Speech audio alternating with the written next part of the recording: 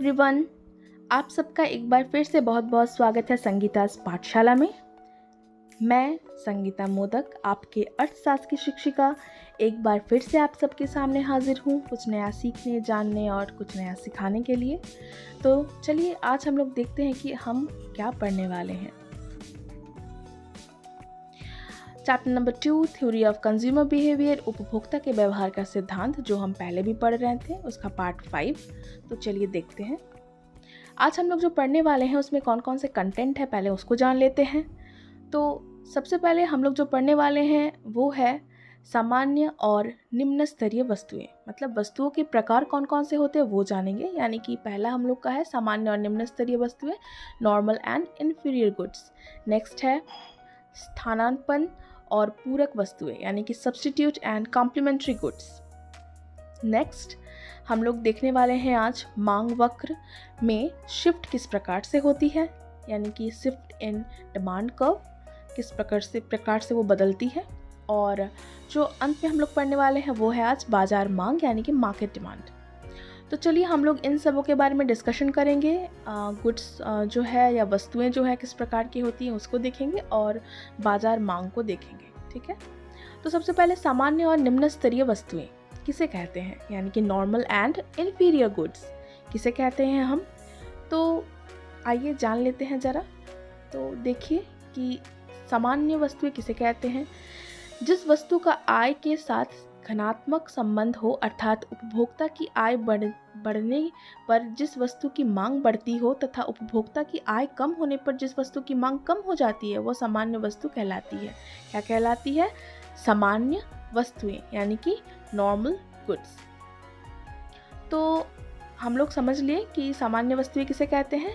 अब आइए हम लोग जानते हैं कि इन्फीरियर गुड्स यानी कि निम्न स्तरीय वस्तुएं किसे कहते हैं। उपभोक्ता की आय बढ़ने पर जिस वस्तु की मांग कम होती है तथा उपभोक्ता की आय घटने पर जिस वस्तु की मांग अधिक होती है, ऐसे वस्तुओं को हम निम्न स्तरीय वस्तुएं कहते हैं। अर्थात निम्न स्तरीय वस्तु का आय और मांग के साथ ऋणात्मक संबंध होता है। अगर आय बढ़ेगी तो मांग घटेगी, वो होती है निम्न स्तरीय वस्तुएं, ठीक है। तो चलिए अब आगे देखते हैं हम लोग इसके उदाहरण। तो उदाहरणों को देख लीजिए एक बार। तो सबसे पहले देखिए, एक है इन्फीरियर गुड, एक है नॉर्मल गुड। एक इन्फीरियर गुड क्यों हुआ? जैसे हमारे आय बढ़ गई, हम साइकिल से कार की तरफ आ गए। साइकिल तब हमारे लिए हो गई क्या? इन्फीरियर, यानी कि निम्न स्तरीय वस्तुएं। कार हमारे लिए बन गई हमारी सामान्य वस्तु, ठीक है, आय बढ़ने पर।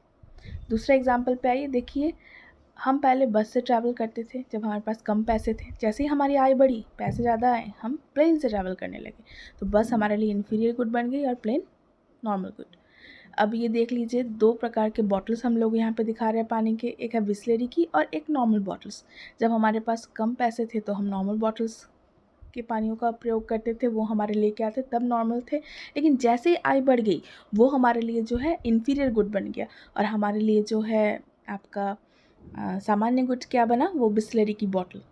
ऐसा होने के पीछे कारण है हमारे आय का बढ़ना।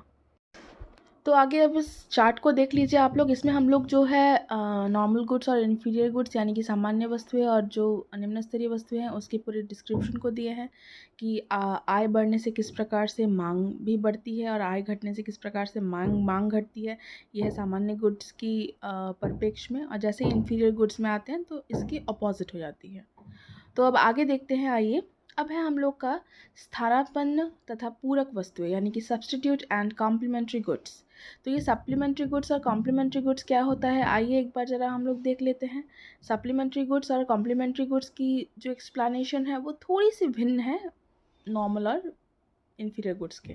तो ऐसी वस्तुएं जिनका एक दूसरे के बदले प्रयोग किया जाता है स्थानापन्न वस्तुएं कहलाती हैं, जैसे चीनी, गुड़, चाय, कॉफ़ी आदि।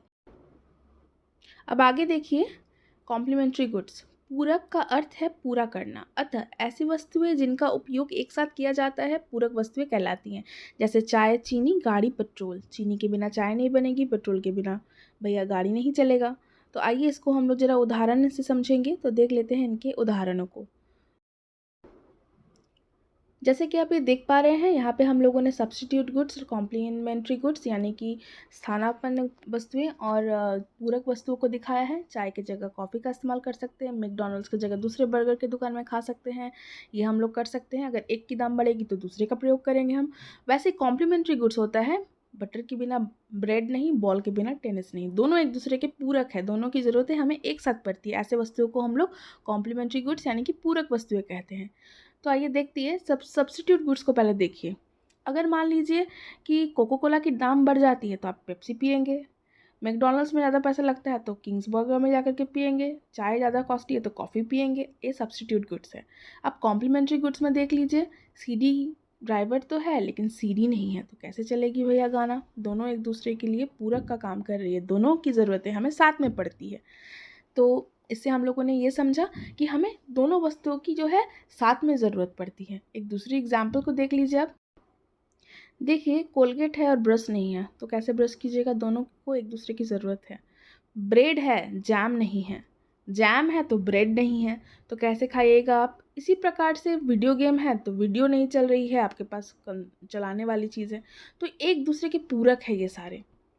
अब देखिए shift in the demand curve, मतलब डिमांड वक्र में जो शिफ्ट होती है और movement along the demand curve यानी कि मांग वक्र की दिशा में गति, इन दोनों के में जो डिफरेंसेस है उसको समझेंगे। तो सबसे पहले जान लीजिए इन सबको समझने के लिए लॉ ऑफ डिमांड क्या कहता है। लॉ ऑफ डिमांड ये कहता है कि अगर प्राइस बढ़ेगा तो क्वांटिटी डिमांडेड घट जाएगा, प्राइस घटेगा तो क्वांटिटी डिमांडेड बढ़ जाएगा। मतलब अगर किसी वस्तु की जो है मूल्य घटती है तो उसकी डिमांड मांग बढ़ती है, और अगर मूल्य बढ़ती है तो मांग घट जाती है। ठीक है, इसको समझने के बाद चलिए एक और कॉन्सेप्ट को समझते हैं हम लोग कि इनकम इफेक्ट ऑन डिमांड, मतलब जो है मांग पर आय का प्रभाव किस तरीके से पड़ता है।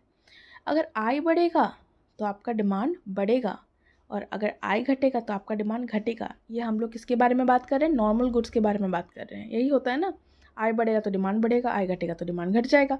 अब आइए इसको हम लोग समझते हैं ज़रा सा कि शिफ्ट किस प्रकार से होता है और शिफ्ट किस प्रकार से हम लोग देख सकते हैं या समझ सकते हैं। तो ध्यान से देखिएगा इस कॉन्सेप्ट को। तो हम लोग यहाँ पे पढ़ रहे हैं मांग वक्र में शिफ्ट।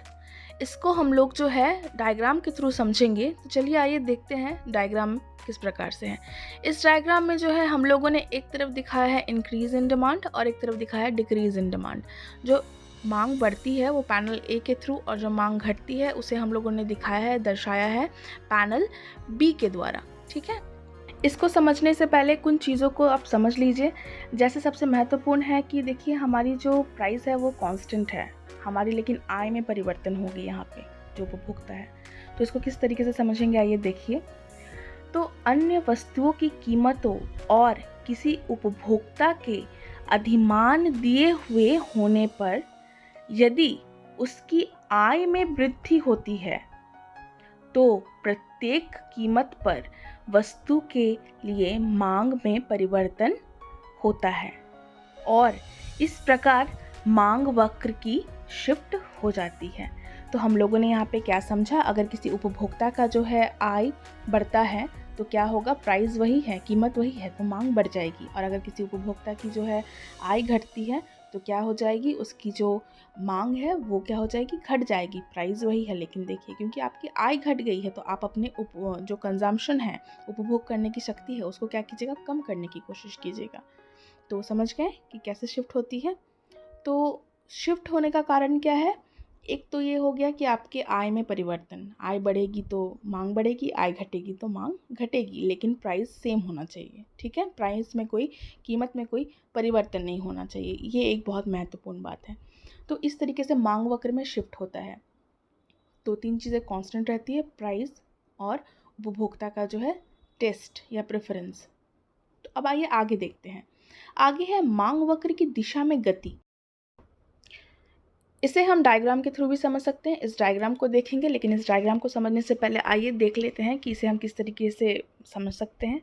किसी वस्तु की कीमत कितनी मात्रा का चयन करना है, ये वस्तु की कीमत अन्य वस्तुओं की कीमत, उपभोक्ता की आय तथा उसकी रुचियों और अधिमानों पर निर्भर करता है। मांग फलन वस्तु की मात्रा और उसकी कीमत के बीच का उस समय का संबंध होता है जब अन्य वस्तुएं अपरिवर्तित रहती हैं। अब डायग्राम में देखिए, जैसे ही हम P प्राइस लेवल से P2 प्राइस लेवल पे आते हैं, यानी कि प्राइस बढ़ती है, वैसे क्या होगा, डिमांड लॉ के थ्रू डिमांड घट जाएगी। देखिए डिमांड घटी ना, Q से Q2 में चली गई, तो इससे क्या हो रहा है, हम लोग का कॉन्ट्रैक्शन हो रहा है डिमांड में, यानी कि संकुचन हो रहा है, यानी कि हम लोग A से C पॉइंट पे जा रहे हैं। इसे ये क्या सूचित कर रहा है कि डिमांड में, मांग में संकुचन हो रहा है, डिमांड में कॉन्ट्रैक्शन हो रहा है। और अगर आपका वही प्राइस घट जाता है तो डिमांड क्या हो जाएगा, बढ़ जाएगा। देखिए Q से Q1 हो गया, वो P से P1 हो गया। तो ऐसे सिचुएशन में क्या होगा, हम लोग A से B में मूव करेंगे, मूव कर रहे हैं ना, उसे हम लोग एक्सटेंशन इन डिमांड कहते हैं, या फिर हम लोग उसको कहेंगे जो है मांग में विस्तार हो रहा है। यहाँ पे A से B में विस्तार हो रहा है और ऊपर में A से C में संकुचन हो रहा है। ठीक है, तो यहाँ पे हम लोग मांग वक्र के ऊपर ही जो है वो चेंजेस को देख पा रहे हैं, परिवर्तन को देख पा रहे हैं। अगर प्राइस बढ़ रही है, मांग घट रही है तो संकुचन, और प्राइस घट रही है, मांग बढ़ रही है तो विस्तार हो रहा है मांग में। हम लोग A से C में जा रहे हैं संकुचन की स्थिति में, और A से B में आ रहे हैं विस्तार की स्थिति में। समझ गए होंगे आप लोग किस तरीके से दिशा में गति आ रही है मांग वक्र में। चलिए इन दोनों चीज़ों को अब समझ लीजिएगा। हम लोग जो मांग वक्र की दिशा में गति और शिफ्ट जो होता है मांग वक्र में, वो किस तरीके से होता है, उन दोनों में जो की डिफरेंसेस हैं वो क्या की डिफरेंसेस हैं, इसको हम लोग देखेंगे अब। ठीक है, तो देखिए जैसा कि हम देख पा रहे हैं, एक में हम लोग मूवमेंट देख रहे हैं यानी कि गति को, एक में हम लोग शिफ्ट देख रहे हैं जो परिवर्तन को दिखा रहा है।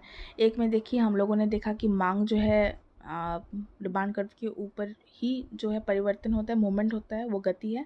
और एक में जो है मांग वक्र ही बदल जाता है, एक दाएं ओर हो जाता है, एक बाएं ओर। दाएं ओर गया तो मांग कम हो गया, बाएं ओर मांग बढ़ा।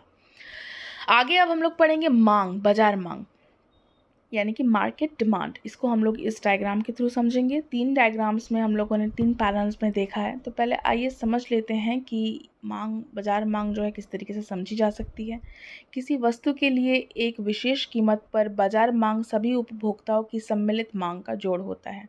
यानी कि हम लोग यहाँ पे दो ही उपभोक्ताओं को दर्शाया है। हम चाहें तो यहाँ पे 4-5 उपभोक्ता को भी दिखा सकते हैं, 1000 उपभोक्ता को भी दिखा सकते हैं, क्योंकि हम अपने थ्योरी को हमेशा सरल करना चाहते हैं। इसलिए 2 उपभोक्ताओं को ही देखिए आप, उपभोक्ता A और उपभोक्ता B। उपभोक्ता A जब किसी वस्तु का आपका जो है प्राइस है 4 रुपये, तो वो कितना अमाउंट खरीद रहा है, एक अमाउंट खरीद रहा है। वही B का देखिए 4 रुपये में वो भी एक ही खरीद रहा है। दोनों को जोड़ के क्या हो जाएगा, मार्केट डिमांड 1 + 1 2 हो जाएगा। दोनों मिला के 2 यूनिट डिमांड कर रहे हैं।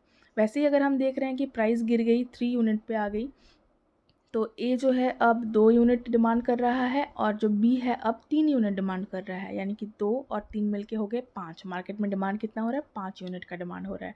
और अगर प्राइस गिर गई, तो अगर 2 रुपये में आ गई, तो जो A है वो 3 यूनिट का डिमांड कर रहा है, और वहीं पे B जो है वो 5 यूनिट का डिमांड कर रहा है। यानी कि 3 और 5 मिलके क्या हो गया, 8 हो गया। मतलब बाजार मांग क्या हो गया, 8 हो गया। तो हम लोगों ने यहाँ पे क्या देखा कि A और B के डिमांड को जब हम लोग जोड़ते हैं तो हमें बाजार का मांग मिलता है। ऐसे ही आप सारे उपभोक्ताओं के जब मांगों को जोड़ेंगे तो आपको बाजार मांग मिलेगी। हम लोगों ने अपने जो थ्योरी है उसको सहूलियत से समझने के लिए यहाँ पे 2 ही उपभोक्ताओं को लिया है। ऐसे बाजार में तो 1000, 2000 भी है, लेकिन हम समझा नहीं पाएंगे उस तरीके से। उम्मीद करती हूँ कि आप इस एग्जाम्पल से समझ गए होंगे कि बाजार मांग किसे कहते हैं। इस डायग्राम को अच्छे से समझिएगा, एग्जाम में अगर ये आता है तो इस डायग्राम को ज़रूर बनाइएगा। ठीक है, तो आइए अब एक बार इसको हम लोग अतः किसी वस्तु के लिए प्रत्येक कीमत पर 2 उपभोक्ताओं की मांग को उस मूल्य पर जोड़कर बाजार मांग निकाली जा सकती है। यदि किसी वस्तु के लिए बाजार में 2 से अधिक उपभोक्ता है तो बाजार मांग उसी प्रकार प्राप्त की जा सकती है। जैसा कि हमने कहा कि हम यहाँ पे 2 उपभोक्ताओं को लिए हैं, आप 3-4 उपभोक्ताओं के एग्जाम्पल से भी समझ सकते हैं। तो चलिए एक बार देख लेते हैं कि आज हम लोगों ने क्या क्या पढ़ा। हमने आज पढ़ा कि सामान्य और निम्न स्तरीय वस्तुएं किसे कहते हैं, यानी कि नॉर्मल एंड इन्फीरियर गुड्स किसे कहते हैं। फिर हमने देखा कि स्थानापन्न और पूरक वस्तुएं किसे कहते हैं, यानी कि सब्स्टिट्यूट एंड कॉम्प्लीमेंट्री गुड्स किसे कहते हैं। हम लोगों ने वस्तुओं के बारे में जाना। फिर हमने जाना कि मांग वक्र में शिफ्ट किस प्रकार से होती है, यानी कि शिफ्ट्स इन डिमांड कर्व या फिर मूवमेंट किस प्रकार से होती है। फिर हमने देखा कि बाजार मांग या फिर मार्केट डिमांड किसे कहते हैं। ठीक है, तो बच्चों हम आज इन सारे टॉपिक्स को पढ़े हैं। उम्मीद करती हूँ कि आप सब समझ गए होंगे। नेक्स्ट वीडियो जो पार्ट नंबर 6 होगा उसमें हम लोग इलास्टिसिटी ऑफ डिमांड पढ़ेंगे, यानी कि मांग की लोच को पढ़ेंगे। तो आप लोगों का बहुत बहुत धन्यवाद इस वीडियो को अंत तक देखने के लिए। संगीता पाठशाला को ऐसे ही प्रमोट करते रहे and don't forget to click on the like button, subscribe button and on the bell button. Thanks for watching.